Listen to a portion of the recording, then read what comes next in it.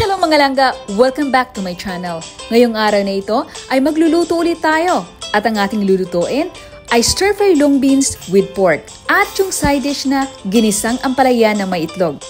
So kung gusto nyong malaman, panuorin nyo po ang video kong ito. Thank you for watching guys!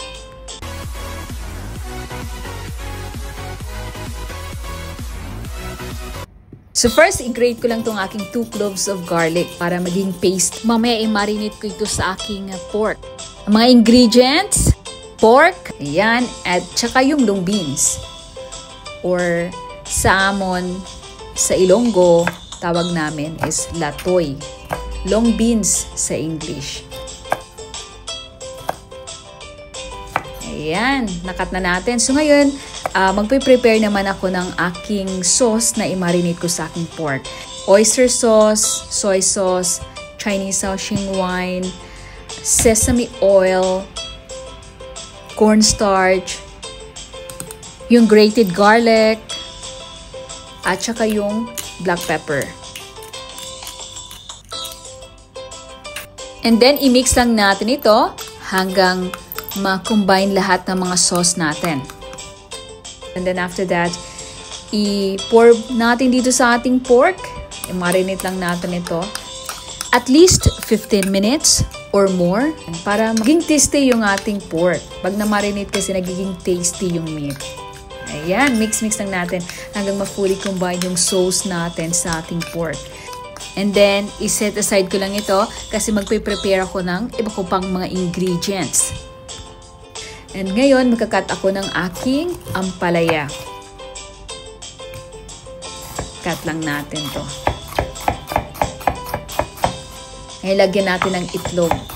Ayan. Paborito ko kasi itong gulay na to, na ampalaya with egg. Ayan.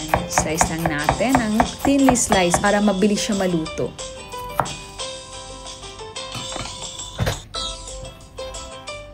Kailangan ko rin dito yung 2 cloves ng garlic at yung shallot or sibuyas.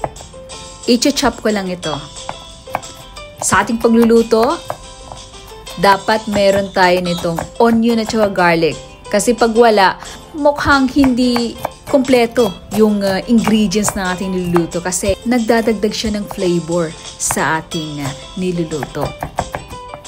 So yan, ready ng ating mga ingredients. Magluluto na po tayo. Cooking oil lang sa ating frying pan. Once mainit, ilagay na natin ang ating long beans. Stir fry ko lang ito hanggang maluto or hanggang mag-soft. And then mamaya, i-mix ko na lang siya sa aking pork kasi yung pork mabilis lang siya maluto.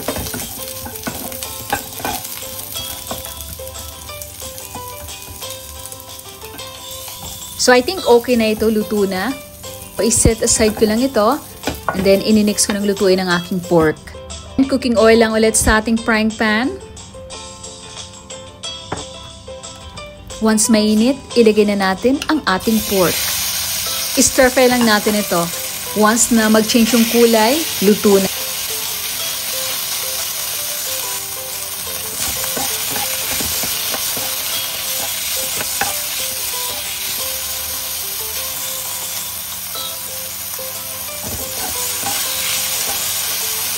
So, ayan, luto na. So, ngayon, ilalagay ko na ang aking nilutong long beans. And then, imimix lang natin. And then, after this, okay na siya, guys. Luto na. Dish out lang natin ito at ready to serve na ang ating stir-fry long beans with pork. So, ngayon, ang last nating lulutuin ay ang ating ampalaya na may itlog. So, cooking oil lang sa ating frying pan. Once mainit, lagay na natin ang ating sibuyas. Stir-fry lang natin ito until fragrant. Next na natin ay ang ating garlic. And then, stir-fry lang natin ulit. Once na mag-change yung kulay, a little bit golden brown, lagay na natin ang ating ampalaya. And then, imimix lang natin. Season lang natin ng salt. And then, imimix lang natin ulit.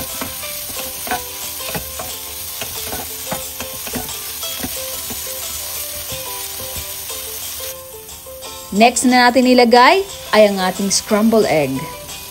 And then, imimix lang natin. Mabilis ng luto lang to guys.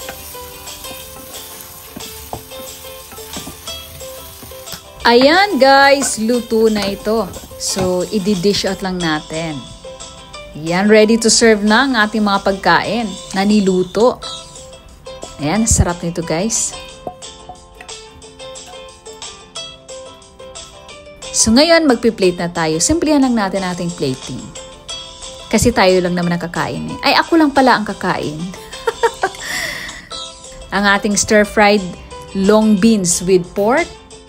At yung ating ampalaya na may itlog. Ayan na guys, ready to eat na. Thank you for watching and see you on my next vlog. Have a good day. Bye-bye!